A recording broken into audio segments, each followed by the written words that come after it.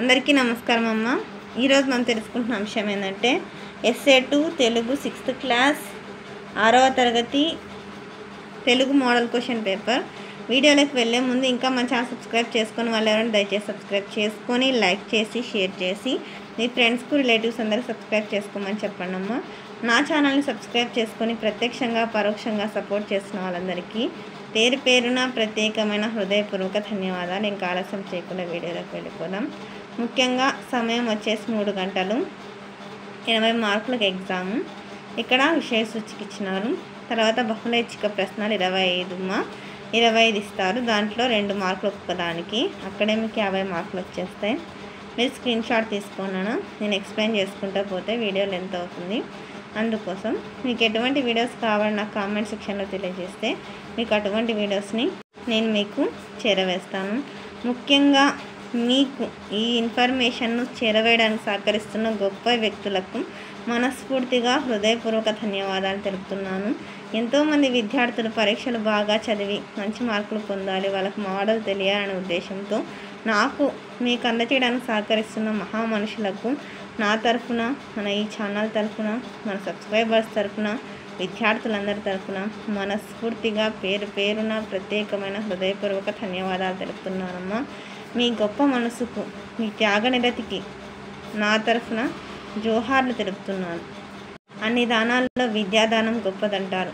అటువంటి విద్యాదానాన్ని చేయడానికి సహకరిస్తున్న మీరు మహామనుషులు. అందరికీ ధన్యవాదాలు. ఇంకా మన ఛానల్ సబ్స్క్రైబ్ చేసుకొని వాళ్ళు ఎవరైనా ఉంటే దయచేసి సబ్స్క్రైబ్ చేసుకొని లైక్ చేసి షేర్ చేసి మీ ఫ్రెండ్స్కు రిలేటివ్స్ అందరికీ సబ్స్క్రైబ్ చేసుకోమని చెప్పండి.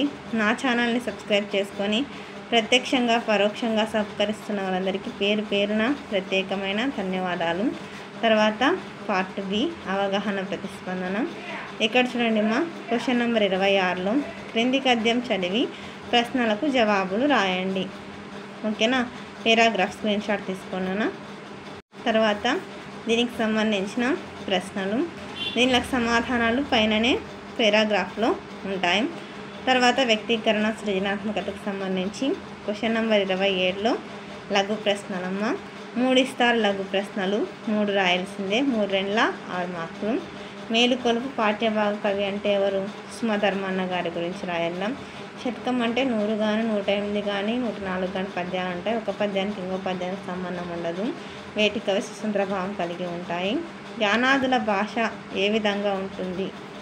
తర్వాత 28 తృప్తి కథలో ఇక్కడ 28, 29, 30లో క్వశ్చన్స్ 2 ఇస్తారమ్మా. దానిలో ఒక్కొక్కటి రాయాల. అర్థమవుతుందా? తృప్తి కథలో పూర్ణయ పాత్ర ద్వారా మీరు తెలుసుకునే విషయాలు అది వస్తే అది రాయండి. లేదా త్రిజట సీతను ఎలా ఓదార్చింది, ఆ తర్వాత ఏం జరిగిందో వివరించండి. 29వ క్వశ్చన్లో ఆంగ్లేయుల ప్రభుత్వాన్ని మీకు కనిపిస్తున్నాయి కదా, మళ్ళీ లెంత్ అవుతుంది.